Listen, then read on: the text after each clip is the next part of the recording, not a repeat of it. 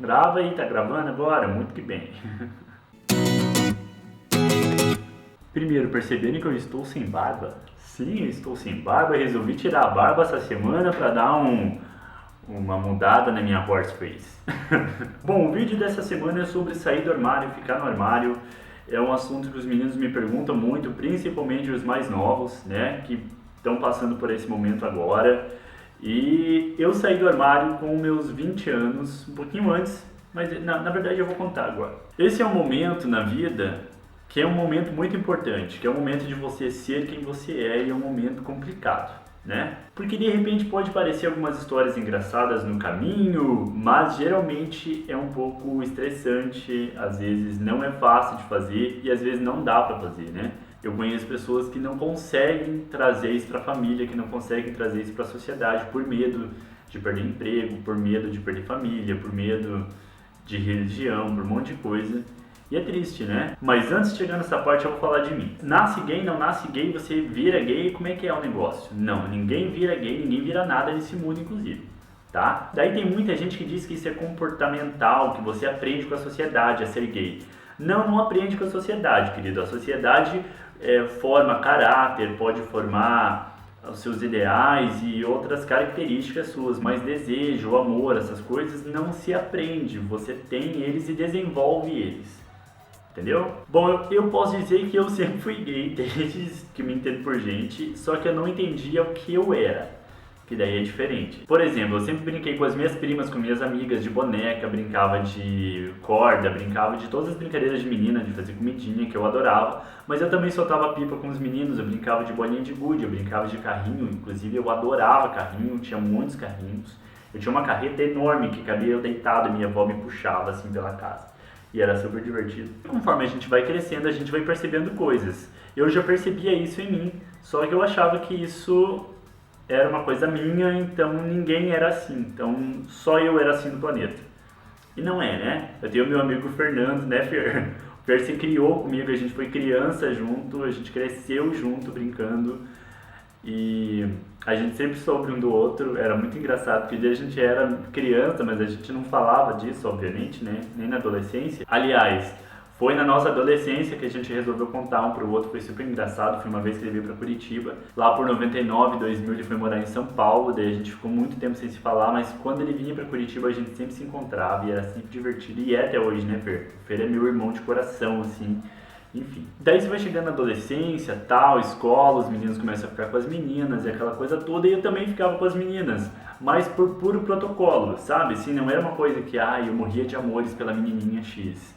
Eu ficava com as meninas para seguir roteiro, para seguir protocolo. Meus amigos todos ficavam, então eu também ficava. Conforme o tempo foi passando e a tecnologia foi melhorando, né, veio a internet, veio os chats, né, UOL, Henrique, Escambau, e começou a surgir os telefones pré-pagos, que até então não era todo mundo que tinha celular.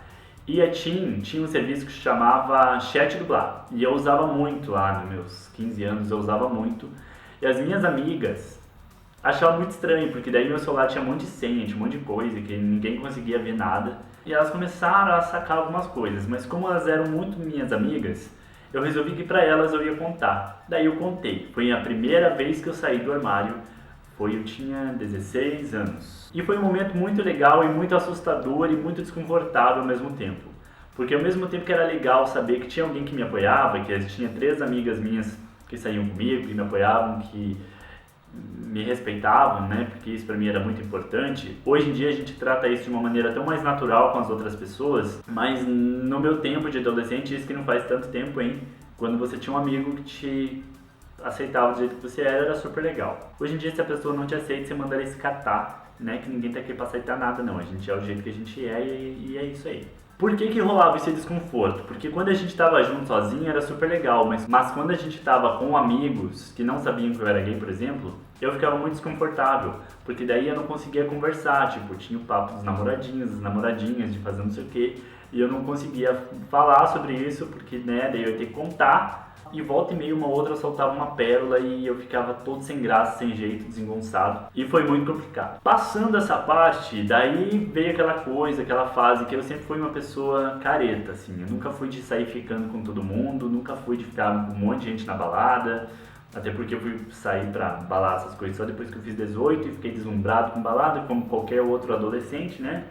E eu comecei a querer namorar sério, tipo, namorar bonitinho, de querer casar e ficar noivo e ter filho, essas coisas todas. Daí meu primeiro namoro de verdade foi quando eu fiz 21 anos, que eu namorei com um cara durante 2 anos e meio, quase 3 anos, e foi um relacionamento super abusivo, foi super complicado, me fez mal e eu tinha e tenho muitos amigos héteros. E eles começaram a achar estranho, porque eu não namorava com nenhuma menina e tava acontecendo alguma coisa ali, né? Porque final de semana eu nunca tava em casa, nunca a gente podia fazer programa nenhum, nem jogar videogame. E eram meus amigos do tempo do colégio, do tempo de criança também. Então eu tinha que contar pra eles, eu tinha que trazer a minha verdade pra eles também, pra ver o que eles iam me dizer. E pra minha sorte, foi super tranquilo, meus amigos são meus amigos até hoje. E não mudou nada, assim, na maneira como a gente convivia e como a gente convive ainda hoje. E vou lá, a minha segunda saída do armário. Primeiro saí adolescente, depois no começo da minha vida adulta,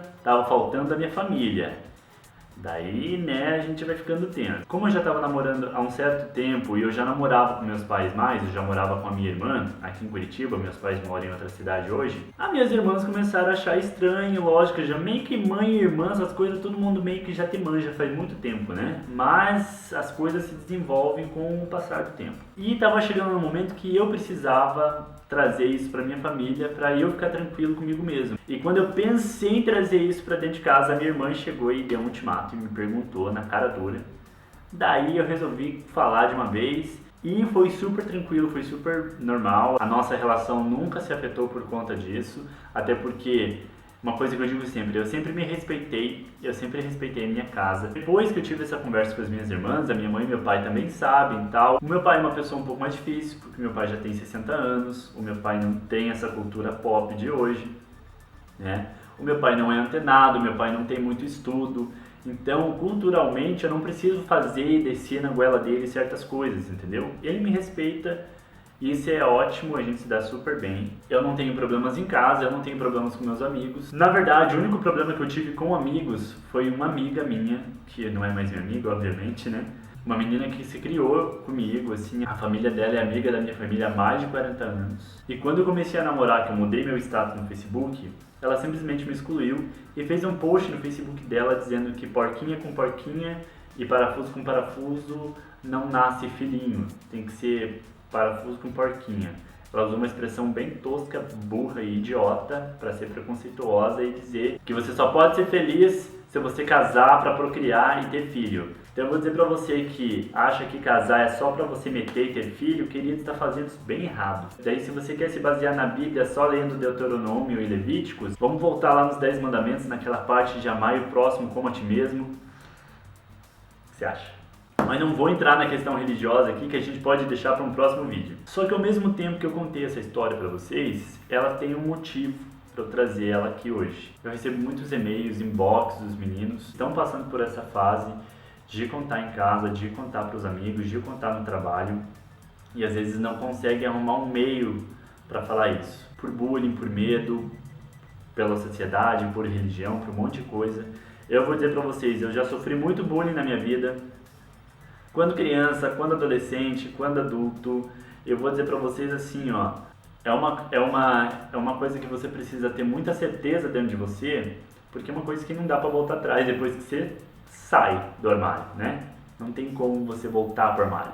Até tem, mas aí você vai ver uma vida frustrada, uma vida triste. Eu conheço pessoas que casam, que têm filhos e que vivem uma vida de mentira, que mente pra ela mesma e mente para o parceiro dela ou para a mulher dela, né? Vive aquela mentira para sempre. Que coisa triste, mas tem gente que não consegue, também tem esse lado. Tem gente que não consegue trazer isso para a família, porque sabe que a família vai virar as costas, sabe que a família vai trocar de casa, sabe que os amigos não vão mais querer contato, sabe que pode perder o emprego. Eu, por exemplo, nunca apanhei na rua, mas muitos amigos meus apanharam na rua, saindo de balada, voltando de bar, chegando em casa da escola, da faculdade, sabe? levar chute, levar soco, ser ameaçado de morte. Uma vez aconteceu uma coisa muito engraçada comigo, eu fui para um evento em São Paulo e o evento era no outro dia, eu fiquei no hotel. E como é muito difícil ir para São Paulo, pensei, vou dar uma volta na Paulista, marquei com uma amiga minha pra gente se encontrar. Troquei de roupa, coloquei shorts, camiseta e boné pra ficar mais tranquilo, mais à vontade, saí na Paulista. Passou um cara do meu lado e ele falou pra mim que bicha tinha que morrer, que um dia ele usou essa palavra, eles iam matar a todos nós. A gente vai matar vocês tudo, ele falou assim pra mim. Então pensa, acabei de chegar em São Paulo, põe o pé na rua e recebo esse comentário maravilhoso, né? Mas também não vou dizer que isso acontece só num lugar, só em São Paulo. Já passei por isso em Curitiba também, na cidade que eu vivo.